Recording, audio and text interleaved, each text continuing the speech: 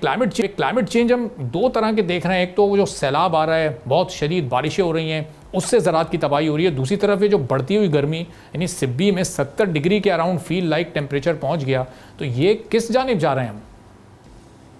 बहुत शुक्रिया अरबाब साहब। और ये आज के दौर में शायद सबसे अहम मौजू है जिसके ऊपर हमें गुफ्तगू करने की ज़रूरत है। आप देखें, अगर पाकिस्तान के हालात को हम सामने रखें तो आप पिछली सिर्फ डेढ़ दहाई को देखें तो हम मुसलसल इसी तरह के चैलेंजेस के अंदर हैं।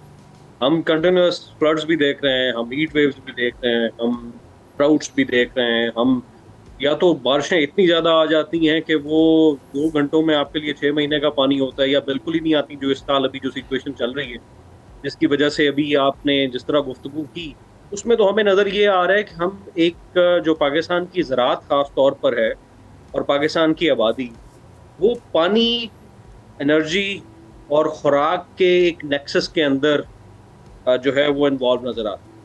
अब इसके इम्पैक्ट्स जो हैं वो माइक्रो लेवल से शुरू होकर मैक्रो लेवल के ऊपर जाते हैं।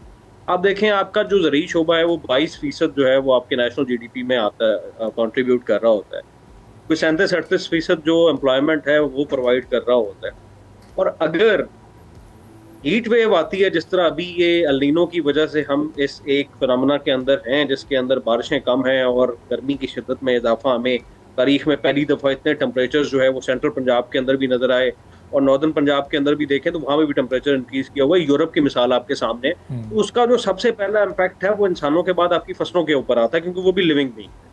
अब जब फसलों के ऊपर अब देखें, अभी आपकी जो काश्त हो रही है फसलें, उसमें चावल की फसल है और मकई की फसल है जो इस मौसम में होती है। ये बड़ी अहम फसलें हैं जो आपकी एक्सपोर्ट के ऊपर बहुत ज्यादा असर डालती हैं। अगर हीट वेव आती है जो जिसके अंदर हम अभी मौजूद हैं और बारिशें कम होती हैं, तो उसका मैक्रो जो आपकी इकोनॉमी है उसके ऊपर असर इस तरह से पड़ेगा कि आपकी जो बिजली की खपत है और ईंधन का इस्तेमाल है वो बहुत ज्यादा बढ़ जाएगा। जो ग्राउंड वाटर की पंपिंग है वो बढ़ जाएगी। पानी की हमारे पास पहले ही शॉर्टेज है, जिसका मतलब ये है कि वो जो स्ट्रेस है वो ना सिर्फ आपकी जो कॉस्ट ऑफ प्रोडक्शन है उसके ऊपर पड़ेगा, बल्कि उसका स्ट्रेस क्रॉप के ऊपर भी पड़ेगा। उसकी यील्ड कम हो जाएगी, जो उसकी पॉलिनेशन स्टेज के ऊपर अगर गर्मी आती है। उसके बाद जब इसकी कॉस्ट ऑफ प्रोडक्शन बढ़ेगी, और जिस तरह अभी आप देखें गवर्नमेंट जो है वो जिस तरह कुछ क्रॉप्स के अंदर पहले मौजूद थी, अब उसमें से उसकी प्रोक्योरमेंट से भी बाहर आ गई है, और जो ओपन मार्केट के अंदर फर्टिलाइजर का जो अभी स्टेट ऑफ हॉर्मोज के बाद हमने देखा है, जो ईंधन का रेट भी आगे हो सकता है बढ़ जाए, तो उसका भी इनडायरेक्टली इम्पैक्ट जो है वो कॉस्ट ऑफ प्रोडक्शन के ऊपर आना है। और किसान जो है वो ऑलरेडी रूरल डेवलपमेंट में जो एग्रीकल्चर मार्केटिंग सिस्टम है उसकी जो पुअर मैकेनिज्म है उसके तहत उस तरह से अपनी जो रिटर्न ऑफ इन्वेस्टमेंट हासिल नहीं कर पा रहा। और ऊपर से ये क्लाइमेट का जो हिट है ये मल्टीप्लायर इफेक्ट पैदा करेगा, न सिर्फ किसान के लिए बल्कि देही आबादियों के लिए, और इसका अल्टीमेटली इम्पैक्ट आएगा आपके शहरों में बैठे हुए लोगों के ऊपर। क्योंकि जब खुराक महंगी होगी तो उनकी जो ज़राए आमदनी है वो भी चैलेंज होगी, और जो कॉस्ट ऑफ प्रोडक्शन और कॉस्ट ऑफ लिविंग है वो भी बढ़ जाएगी। तो आमिर साहब, ये अब इसको डील किस तरह करें? सैलाब और बारिश को डील करने की अलग स्ट्रेटजी होती है, और ये जो हीट वेव है इससे अलग तरीके से डील किया जाता है। यहाँ पर चूंकि पानी की शॉर्टेज है, वहाँ पानी की ज़्यादती हो जाती है, वहाँ उस इवेंट के बाद नुकसान होता है, यहाँ ऐसा लग रहा है कि पहले से कॉस्ट बढ़ रही है। तो ये इसमें से ज़्यादा शदीद चैलेंज इस वक्त कौन सा है, और इसमें स्ट्रेटजी का फिर क्या फ़र्क होता है डीलिंग के एतबार से? अच्छा, दोनों इस साल हमने देखा है कि दोनों जो चैलेंजेस हैं उनसे निपटने के लिए साइमल्टेनियसली काम हो रहा है। हमने कोई 2-3 महीने पहले देखा कि प्राइम मिनिस्टर की तरफ से हिदायत की गई कि मानसून के ऊपर जो है वो प्री प्लान वर्किंग स्टार्ट की जाए कि अगर फ्लड आता है तो उसको किस तरह से निपटना है।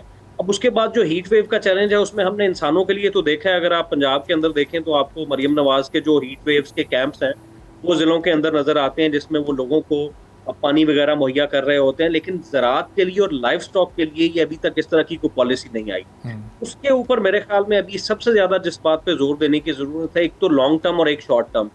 लॉन्ग टर्म में तो हमें सीड्स की तरफ जाना पड़ेगा, हमें क्रॉपिंग सिस्टम्स के ऊपर काम करना पड़ेगा, और हमें जो अपने थ्रेशोल्ड लेवल्स हैं, जो हिदायत हैं, वो पता नहीं किस ज़माने से हमारी ज़राअत की चली आ रही हैं, उनको चेंज करने की ज़रूरत होगी आज के दौर में। वो मेरे ख्याल में बहुत अरसे से उसके ऊपर रिसर्च और काम ही नहीं हुआ। वो जो मेरे ख्याल में सन 70 में थी वो आज भी वही जो रिकमेंडेशंस है वो दी जाती हैं। तो लॉन्ग टर्म में तो हमें इसके ऊपर काम करना पड़ेगा। शॉर्ट टर्म में इमीडिएटली जो काम किया जा सकता है वो क्रॉप की न्यूट्रिशन है। क्रॉप के ऊपर जो कोई अगर हम खादें और पानी के जो वसाइल हैं उनको अगर सस्ता कर सकें तो ये एक बहुत बड़ी सपोर्ट होगी ज़राअत के लिए। और सेकेंडली जो सबसे बड़ी इंपॉर्टेंट बात है वो एग्रीकल्चर का जो एक्सटेंशन डिपार्टमेंट है और लाइफ स्टॉक का जो एक्सटेंशन डिपार्टमेंट है उसकी हिदायत होंगी कि वो डेली बेसिस के ऊपर फार्मर्स के साथ बेही आबादियों के साथ राब्ते में रहें, ताकि जो पानी की यूटिलिटी है या क्रॉप को हीट के स्ट्रेस से बचाना है उसकी हिदायत जो है वो फार्मर्स तक पहुंचती रहे। क्रॉपिंग विंडो जो है उसको चेंज करने की जरूरत होगी, क्योंकि जिन लोगों ने क्रॉप नहीं काश्त की अभी तक, वो अगर मजीद कोई 5-7 दिन डिले कर सकते हैं तो उनके लिए ये ज्यादा फायदेमंद होगा। और जहाँ पे क्रॉप हो चुकी है उसकी जो आबपाशी है, इरिगेशन है, उसकी न्यूट्रिशनल वैल्यूज हैं, उसके ऊपर काम करने की जरूरत होगी कि फार्मर किस तरह से अपनी बुनियादी जो जरूरियात हैं उनको प्रॉपरली मैनेज कर। और आमिर साहब, इसकी केस स्टडी क्या इस वक्त रिसेंट पास्ट में मौजूद हैं? जैसे यूरोप में बहुत ज़्यादा गर्मी पड़ी, 4-5 हज़ार लोग मर गए, वहाँ पर क्या ये नुकसान वो अपना कंट्रोल कर सके ज़रात से, या दीगर ममालिक दुनिया के जहाँ बहुत ज़्यादा इस तरह शदीद हीट वेव्स आती हैं या गर्मी पड़ती है, वहाँ वो लोग कैसे अपनी ज़रात को फिर महफूज रखते हैं? इस तरह की कुछ मिसालें इस वक्त मौजूद हैं अभी रिसेंट पास्ट की? देखिए, R&D के ऊपर तो क्लाइमेट चेंज की तो खैर अगर आप बात करें तो इंटरनेशनल लेवल के ऊपर जो बहुत से लोगों का मानना था गोल्ड स्टैंडर्ड के ऊपर भी क्लाइमेट चेंज है, लेकिन बहुत से लोगों ने पॉलिसी लेवल के ऊपर उसको इंटरनेशनल मैं सिनेरियो की बात करूँ तो नहीं भी माना। लेकिन बहुत सी जगहों पे रिसर्च इंस्टीट्यूशंस के अंदर काम हुआ है जिसके ऊपर अमल पैरा होकर आगे बढ़ा जा सकता है पाकिस्तान के अंदर भी। लेकिन जो सबसे ज्यादा जरूरी बात है, आप देखें, अडॉप्शन और एडेप्टेशन दो मुख्तलिफ चीजें। अडेप्टेशन ये है कि आपके जो मौजूदा हालात के अंदर जो आप बेहतर फैसले कर सकें, वो चाहे 24 घंटों में ही करने पड़े, वो आपको कर लेनी चाहिए और उसका फायदा हो सकता है। लेकिन अगर आप लॉन्ग टर्म केस स्टडीज के ऊपर पीछे जाएंगे तो शायद हम इमीडिएटली फैसले नहीं कर पाएंगे।